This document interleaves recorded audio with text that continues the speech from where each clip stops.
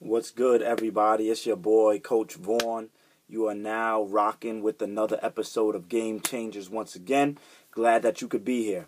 All right, today, let's see. We're going to talk a little bit about relationships today, all right? I know a lot of people have been asking me to discuss something on the topic of relationships, and I have to shout out really quickly, I have to shout out my homegirl, Portia Almanar. She said that I make sure to shout her out on the next video, so I'm doing that. And I really want to also shout out my boy, Kurtis Cameron, who he came up from the Virginia area. We had lunch, we had breakfast this morning, and we got into the discussion, and we touched on relationships for a bit. Now, some of you guys already know my story, that I've been through a divorce, and he's married, and pretty recently married still.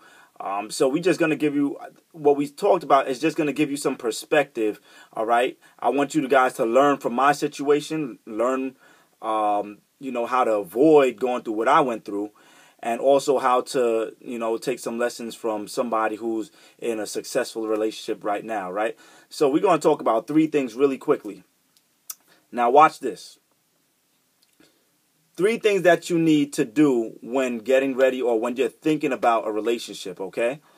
And the first thing that Kurtis spoke about was the fact, and we've kind of both had this, and you guys have heard me speak about this before. This doesn't even just go for relationships. This goes for any part of your life. And anything that you plan on doing in your life, you need to have a vision, all right? And what I've seen is that many people get into relationships, and they get into relationships, but they never think about the vision for that relationship. A lot of people get into relationships and think that the relationship is the final stage of growth as far as them and another person. And what you have to understand is that a relationship needs to have goals just like any other thing that you do. Okay? So I don't know what your goal is for your relationship, but when you're thinking about your relationship, you need to say, okay, in 5 years, I want our relationship to be doing this. When people see our relationship, I want them to get this from it. I want people to see it as an example. Or through our relationship, I want us to, set up a business. Or through our relationship, I want to have an impact on the community. Or through our relationship, I want us and other people to get educated. I don't know. You can think of things for yourself. For instance, for me, I know that in a relationship, one thing that I would want is to have an impact on the community, whatever community I'm a part of. Okay, so you have to think about what is the vision for the relationship that you plan on being in. Okay, 1. Number 2. Each person is going to have their own vision while they're in a relationship, right? A vision for the relationship and their own individual visions regarding what they want to accomplish in their life. One of the most important questions, and I love the fact that Kurtis brought this out, is you have to figure out whether or not you fit into the vision of the other person. So if you're a wife, you need to figure out whether or not you fit into the vision of your husband. If you're a husband, you need to figure out whether or not you fit into the vision of your wife. Okay? Now, what do I mean by that? What I mean is, as individuals, we have certain aspirations. As individuals, there's certain things that we want to accomplish. Okay?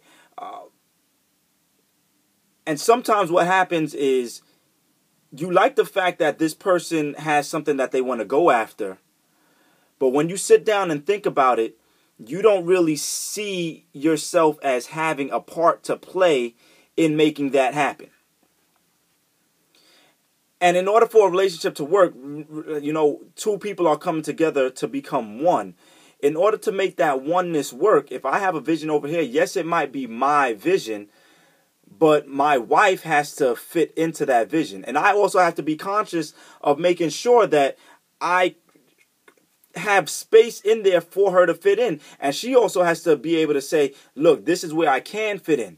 So you have to be able to see where you fit into that person's vision. If that person's vision is that they want to be a movie star, well, maybe your vision you fit into that vision maybe by being a support system for that person.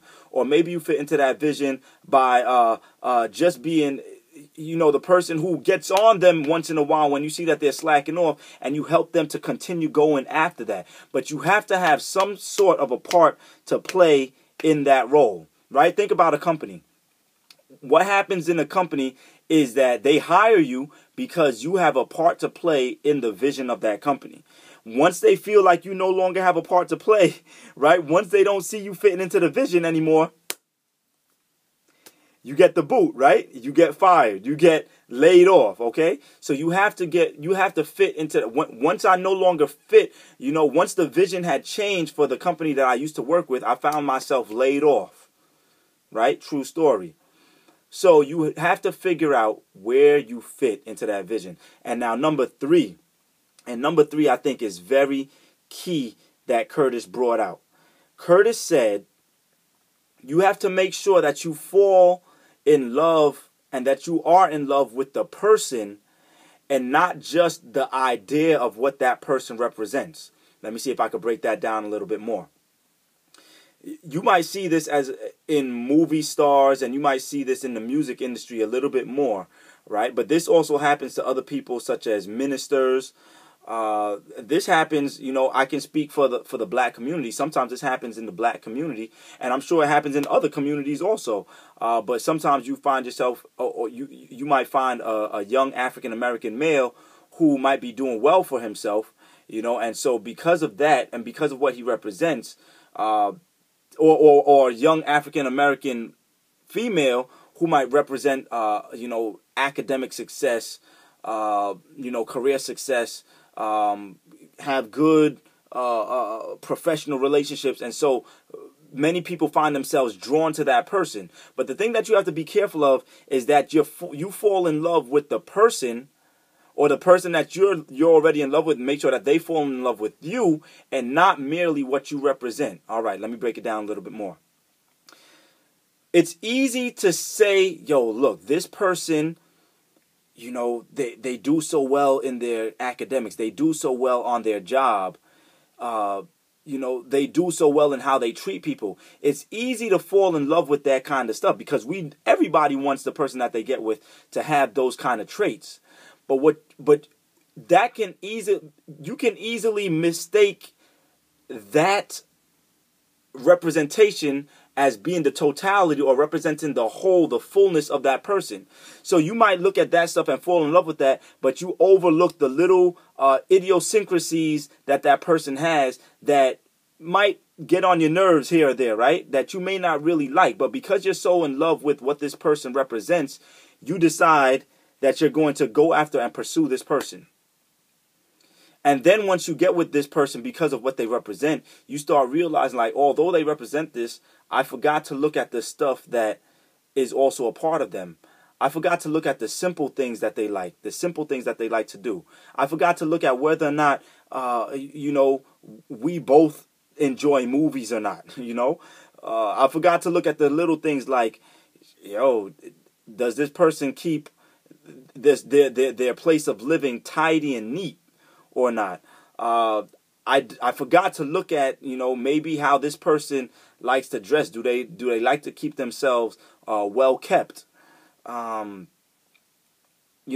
forgot to think about whether or not this person likes to go on dates, whether they like to go out or whether they like to just stay at home all the time. I forgot to look at whether or not this person was a quiet person or a very outspoken person. I forgot to look at whether or not this person was a passive person or a very confrontational person. So I forgot to look at whether or not this person likes art, whether this person likes music.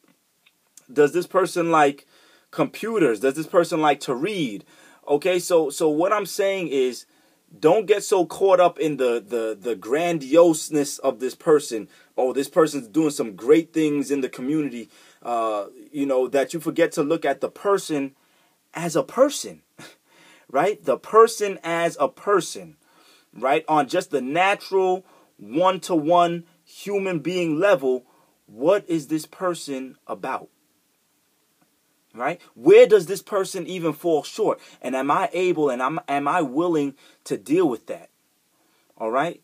So this video has been a little bit longer than I actually wanted to be, but game changes. We're going to continue change the game. I hope that you got something. If there's anything that I can clarify, please let me know.